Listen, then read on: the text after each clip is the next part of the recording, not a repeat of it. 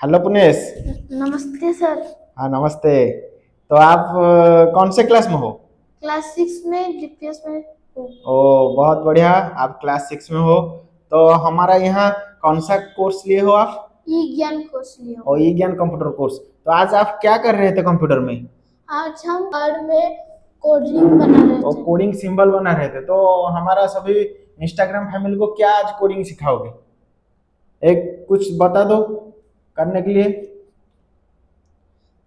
वो पहले जैसे वर्ड अभी को बनाए हो ये, तो वो बता दो, वो पेंसिल और मैसेज बॉक्स कैसे आया है? पहले 270 हाँ F हाँ। फिर alt x alt pencil press x लगाने से पेंसिल आ जाएगा। फिर मैसेज का सिंबल।